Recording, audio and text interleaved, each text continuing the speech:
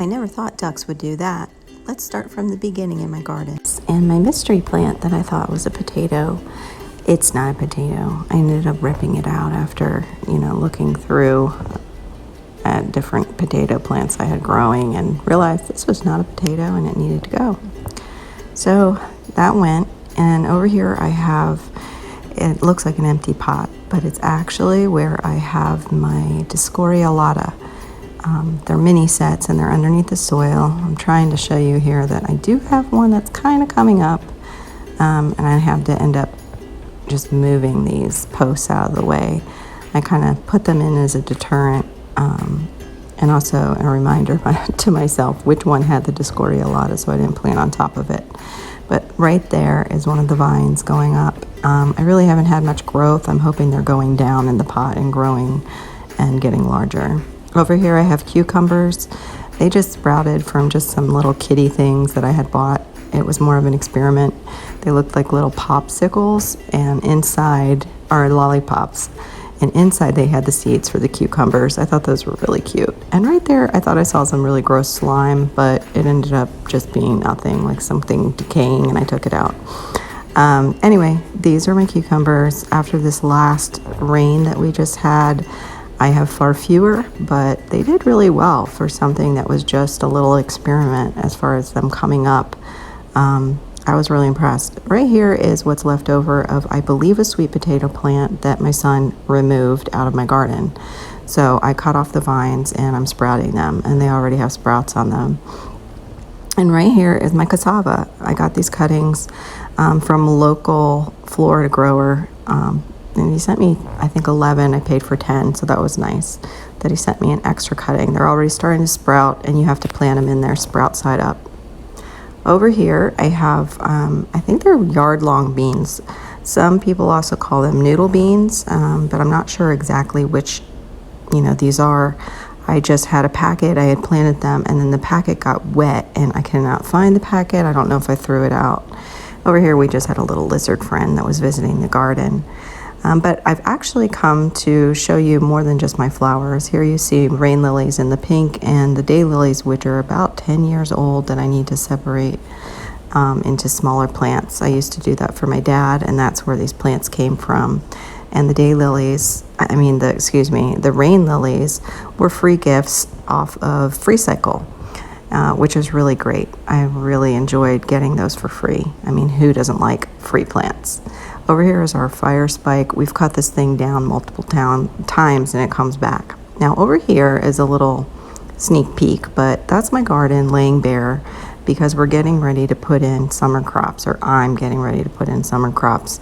So all you see is basically volunteer potato and a few other small things, a small tomato, some basil, and then my mulberry is in the forefront of the picture. And of course you can see a little something off to the side, which I'm going to give you an update on in a little bit. You see my mulberry, which came back basically from the dead. It was completely dead. I'm so grateful that it came back. I mean, it was really dried out and dead. I'm going to try and insert a picture so you can see how dead. It was really dead. See how dead? That was it. Anyway, it's really green now. Looks really healthy. Very grateful for that. We have Sri Lanka weevils that like to eat the leaves. And so far, we've been getting a hold of them. And right here, I'm trying to show you one tiny little mulberry that's already on it. It's kind of hard to see with the mulch in the background. I'm trying to show you. I hope you could see that. But yeah, I'm very grateful that this plant came back. Somebody told me later on that you really can't kill mulberry. This is the ever-bearing variety, more like the bush, not a tree. And right here is my little jackfruit seedling. It's still going. I'm so happy. I still need to remove it and put it somewhere else because it's right next to this big dewdrop. And the dewdrop houses a lot of bees, so I haven't really wanted to cut it because it's flowering and in flower right now. Now over to the right, you're seeing something, but I'm not ready to discuss that just yet. So we're going to go around those. You can see now where my potato plants are. You can see my lemongrass again that I'm so happy about. This lemongrass I wasn't able to separate out, and I wasn't sure if anybody had tips on how to separate them out. I twisted it and really had no luck with getting them separated out. So if you have any tips on how to separate out, that type of thing, I would appreciate it. Now we're going into the back of my property, and as you can see, that looks familiar. That was my banana circle. As you can see, there's no more bananas around the circle. There's papayas. My papaya is a male and a female tree.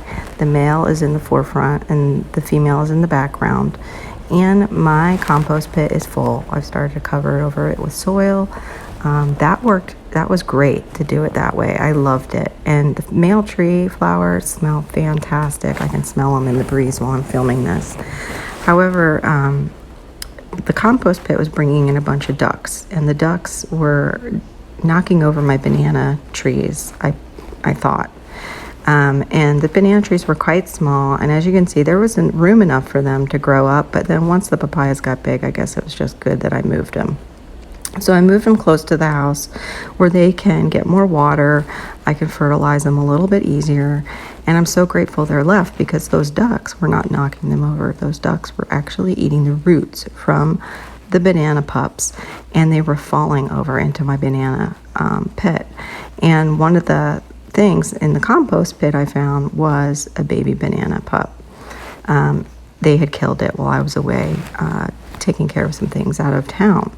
Now I believe that this might be the resurrected pup, and I'm super excited about that. But these two here have grown quite a bit. As you can see, I have fish emulsion there that I like to, give to them. I also dig in like some sweet potatoes that we didn't finish eating. I dug holes next to the plants and fed them that.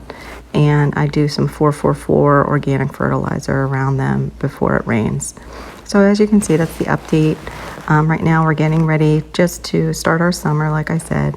And I just hope that you are blessed and you see that you can just continue to try and try again.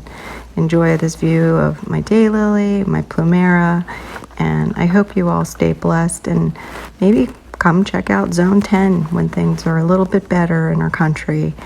Enjoy our beaches down here in South Florida, our sunshine state. But what's so funny is as we go into summer, we're actually going into our rainy season.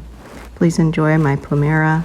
I sure do, and I appreciate you stopping by and seeing what happened with my banana trees, which are really banana plants. I hope you have a wonderful time gardening yourself and keep trying. That's the whole gist of it.